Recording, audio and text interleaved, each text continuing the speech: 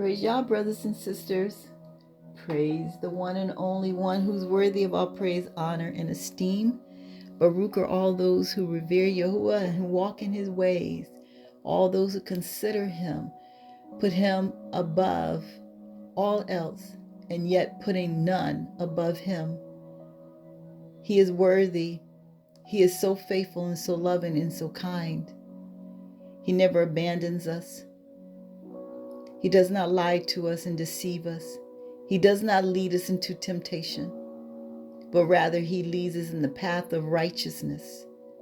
He is our Rohe, our shepherd, the one who allows us to not know lack or want. He supplies all our needs. All our needs are met. And so today I want to talk to you about our words and the importance of our words. Just a little something that I hope will change the way you request things. So as I was saying, the way we request things sometimes might get hindered because of the words that we're using. And they're words that were often, the words are words that we learned in religion. And there's so much that we are relearning. And we should be learning something constantly because there is so much to learn, so much to catch up with. All the time, wanting to be mindful of deception. We don't want to get caught up in deception.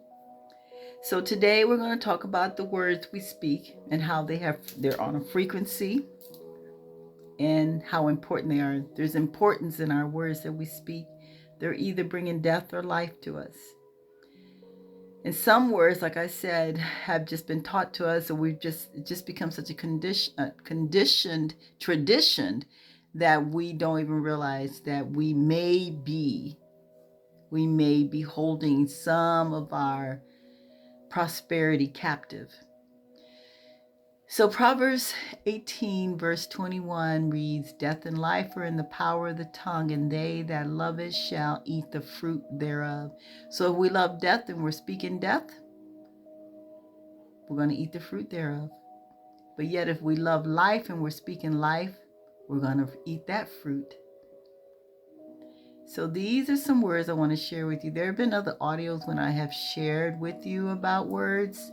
And today we're going to look at these, okay? When we say morning, the atmosphere hears morning. So when we say good morning, atmosphere hears good morning. Is that sick? It's a true curse. How could morning be good? But this is what the atmosphere is hearing. When we say week, atmosphere hears this. And so we say, I had a good week. I had a good week, right? The atmosphere hears good week. I know it doesn't make any sense. I didn't get the full insight and revelation on what I heard on a video talking about words, but it was saying even that saying good week, a good weekend has a negative connotation, and I'll listen back to it and maybe share it with you later, but you can always look it up also. There's frequencies of words and the meaning of words, and you can look it up. Temple. Most times we think about what? A place of worship, right? Well, so what's the temples that are on the side of our heads? How does that seem? I don't know how many of the languages have homonyms and homophones. And so we have words that sound alike, but they're spelled different and have different meaning. But in the atmosphere, the frequency that is with that word is bringing forth another message. So we really need to be mindful of the words that we're speaking. This word here is the reason why I felt so prompted to do this, bring this to you. in the book of Psalms, you'll see it a lot. It's in other places too. In fact, the Psalms in the Torah you'll see this a lot. I don't know how many more times it is found in other parts of the scriptures, but I know I have noticed them maybe because I've been staying in the law more than I've been any place else, and in the Psalms, the Tahallym. So this word here, I'm on a witch hunt when I am reading, not this type of witch, not that one. In fact, I try not to even say this word, but this one, because it's so often. So now what I do with a pencil, I cross that word out when I read and I see it. So the next time I come and read that same verse, I'll be reminded. It's becoming first nature now, but I still fall into the trap from time to time. But now it's getting better easier when I see this word to stop and replace it with something. And then look at this word, switch. It also has that same word, it has that word in there. This word sounds like this one in the atmosphere. We know that we are prey because the enemy, like a roaring lion, stalks about seeking whom he can devour. But I don't want to be speaking that I'm this by saying this. Isn't that something? This language is a very cursed language. They say it. People who are studying words, the art of words, they'll tell you that this language is the most cursed language that there is. Not that this have cursed words in it like the 4-letter words, as much as the fact that words that we say are bringing curses to us and we don't even realize it because what we were taught, how we were taught to speak this language, this tongue, use this tongue. Bless really is be less. And every time I see a word that has a prefix for, I don't have the revelation yet as what they're supposed to mean. I think they're also trick words that to me they have empty meanings because of the prefix for. It's a preposition. I know if it's FORE, it has another meaning. FOR has. It's just that these just don't make sense to me, and so for me, have decided to replace these words with other words that make more sense to me, that I feel has a more open, sincere request with Father when I'm talking to him. So I don't use these words, especially this one. I pretty much just want to erase it. But, it isn't. So when I see it, I just use another word. So here we'll look at some of the replacements that I do. For this word, forget or forgot, I say remember. I twist it. I turn it around to say I remember. I said, oh, I forgot. I don't say I forgot. I said, oh, I remembered. Or I'll say, Father, help me remember. There's some verses that say that they won't forget his word. Or they'll say, Father, don't forget what you've done for you. I say remember. Because this is about 6 years ago or so. I said that word and I said, you know what, that sounds like the thief. That sounds like he's come and got something, took it from me. I'm not going to say this because I'm not going to let him have it. So I stopped saying it. Stop saying forget, forgot. I say remember, because remember to me is prosperous. It seems like something's been brought to me. Something's been added to me. So I say remember. Repent. I say acknowledge. I don't say, Father, I repent of my, falling short and not doing. I say, Father, I acknowledge the fact that I fell short. I acknowledge the fact that I said something I shouldn't have said. I acknowledge the fact that I didn't do what I was supposed to do. I acknowledge and I ask you to help me not do it again. I ask you to work in me both to will and to do of your good pleasure. Help me to honor you and to please you. So I don't say this word. This word is so overused right now from religion that to me it's like a wet dish rag. I don't even know if it just what we could say about this. So I use this word. forgive. I ask him to blot out my transgressions, erase my evil ways, wipe clean my slate. And you can find this in Tahallym, Strong's H4229. This word, I already told you how much I don't like this word. And I use abandon or leave. Don't abandon me. Or Father, I don't even say don't abandon me. I say, Father, I know you don't abandon me because you've already said that you don't leave us.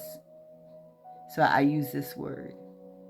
This word here, we're going to look at some verses in Tahallym 119, and you're going to see the difference in how it sounds when we read it with this word and when we read it with other words replacement, like the word that can often fill in the spot. And there's certain places, not in these verses we're going to read, but there's been other places that you don't even have to put anything. When you remove it, you don't even have to put anything in it, and the sentence still makes sense. So it sounds to me this was meant to bring confusion in our request to Yah when we're saying whatever, and then we bring which in it. No. So I'm hoping that this will be an encouragement to you and you will change the way you read the scriptures and even how we speak, because we don't want to say that word.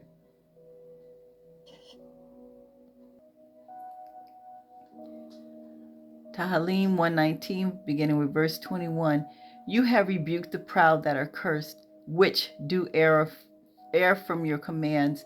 Turn away my reproach, which I fear, for your judgments are good. And I will delight myself in your commandments, which I have loved. My hands also will I lift up unto your commandments, which I have loved, and I will meditate in your statutes.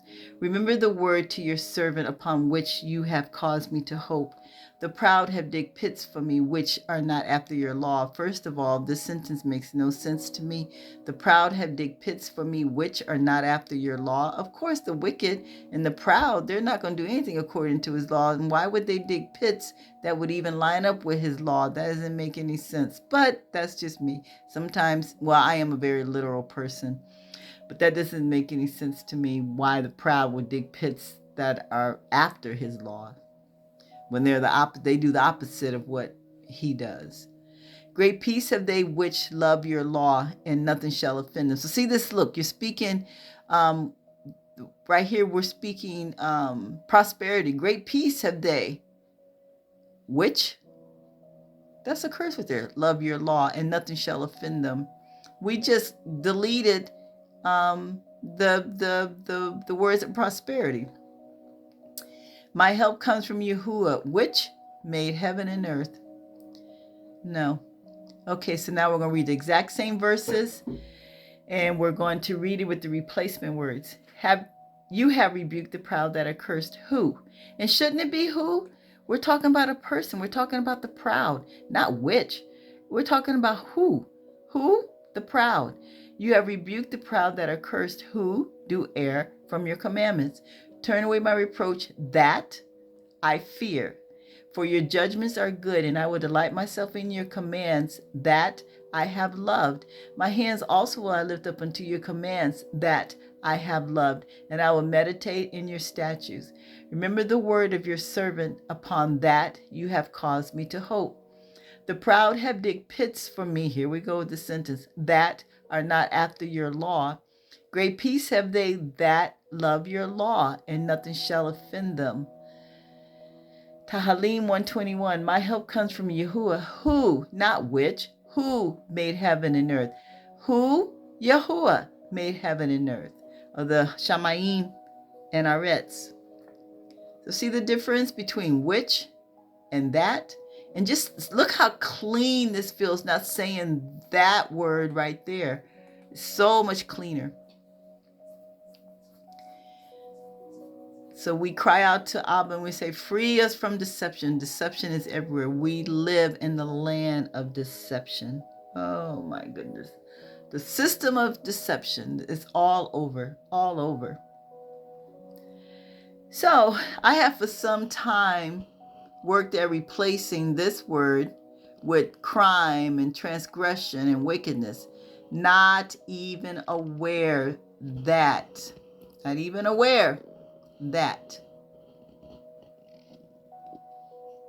that word right here.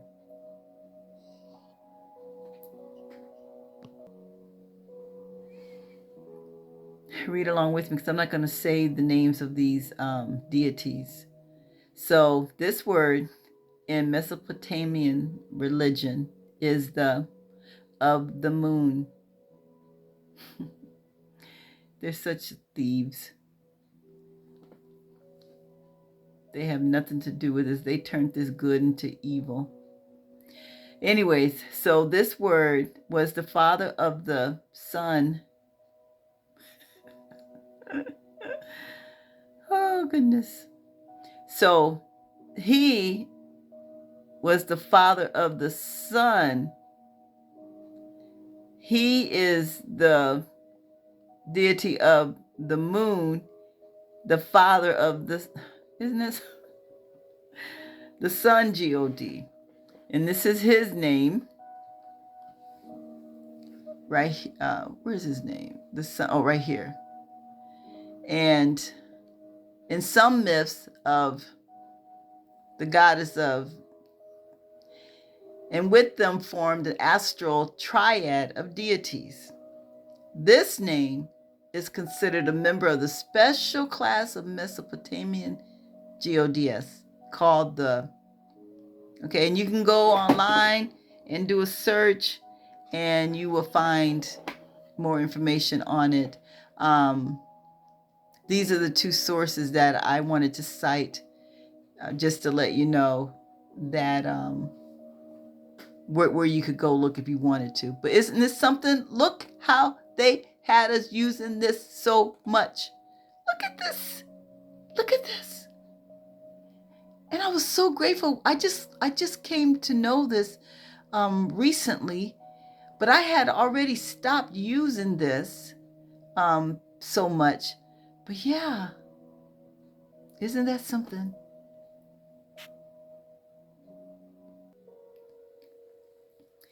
Remember how in grade school they taught us about prefixes and suffixes, and so prefixes have a meaning, and you bring that word to another word and it makes a new word with new meaning. Well, for over 2 years, maybe 3, I have looked into this and haven't gotten anything that makes any sense to me. I ordered an etymology book about 3 years ago, and it wasn't the best etymology book. And then I've gone online, and what I find is that they're hidden the truth of a lot of words, so that once again we don't know truth. But anyways, just for me to satisfy my relationship that I have and how I talk to Father, I have decided that I will replace it anyways, even though I don't have true, full knowledge of this. So I replaced the word forgive or forgiveness with blot out, erase, remove, destroy. And there is the Hebrew word for that really gives a really good definition. And you see there's 2 different meanings for blot out, erase, remove, destroy. One of them is used in Bereshit when Yah is talking about destroying the face of the earth and cutting them off. So that's one. I think I don't know if that was Makash. But anyways, hopefully I will be able to bring something a little bit later on to talk about this. It's wonderful when we get an understanding about blotting out. Is so much more powerful than forgive. So much more powerful to me in my thinking to say, Father, blot out my transgressions. Erase them thoroughly. Remove them. Destroy them. Don't let nothing be left of the evil that I've done. No trace of it. So anyways, so that's what I do for forgive. I don't use the word forgive anymore. This word, I replace it with request, call, cry, voice. Father, hear my voice when I call to you. Father, hear my cry, or you hear my cry when I call and request. I use these words instead of this because remember, if we say this, put this in the atmosphere, we're also saying the atmosphere, the frequency is going to be PREY. And so I don't want to say that when I'm talking to him. I don't want to be, it's like uh, blood for the bloodthirsty animal. You know, they're looking for blood. No, I'm not putting that word out there to attract evil. I replace the word repent with acknowledge. Father, I acknowledge my crime, my transgressions, my evil ways. I acknowledge it before you. Help me not to repeat, to continue to do it. Strengthen me that I'm strong against the traps of the evil one, the workings of my flesh. So I acknowledge what I've done or what I didn't do. And then we have BLESS, which remember I told you it's the same as be less. I place it with opportunity, favor, kindness, and prosper. So if I'm talking to someone, instead of saying that, I said, well, I hope that opportunity works out for you, or I hope you get the opportunity, may you get that opportunity, or, may Yah favor you, or I hope, kindness, that they'll show kindness to you, or may you prosper. I say these words or anything along that line. I don't say this because of the be less. That the deception is so evil in our words that they, this is, from what I understand, this is the youngest language on the earth and in the earth, and it's cursed, and it's been purposely set up to cause us to speak curses on ourselves and not even know it. They say hello means hell-o. We're just speaking things all the time. There's just so much out there that we don't even know about these words that we're using. So let's look at the phrase good morning. Good morning. If someone says it to me, I say something back about rejoicing. I have a son who calls in the morning. He'll say, good morning, Mom. And he said, how you doing? I said, I'm rejoicing. There ain't no morning here. And he'll chuckle. I don't know if he's caught on yet or not. But I'm going to take it out the atmosphere by saying, I am rejoicing. Ain't no morning here. Ain't no morning here. I think it's time for me to have a conversation with him and get him to see what it is. But anyways, and so I take that out the atmosphere for me, because look at that. We don't even realize that we are throwing out a curse on good morning. Why? How? Come on. So anyway, so we're going to become wiser in how we talk. We don't want to be pronouncing death, darkness, and depression on anyone's day, nor do we want it on our days. And so we don't want to be guilty of cursing anyone else and even ourselves. There's so many other words out there, but this word I had to bring it to you. And this word, I had to do this today. And I hope that you will receive this and will start seeing the difference when you stop saying it. We cannot keep saying, oh my goodness, this one. Why did they do that? Well, I know why they did it.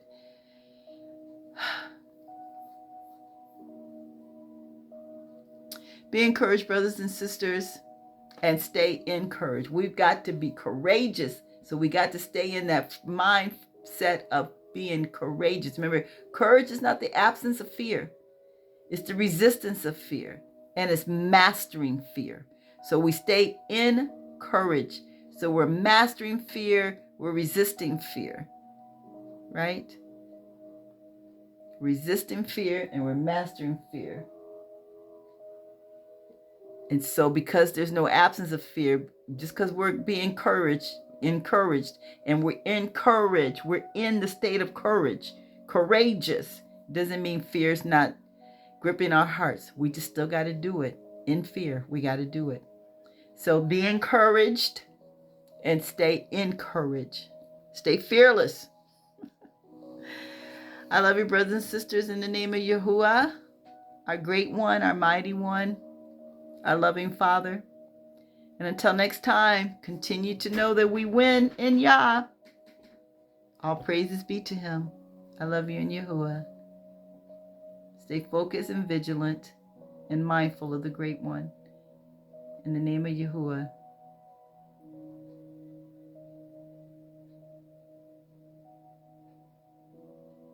Take that word out of your vocabulary. S-I-N. Oh my.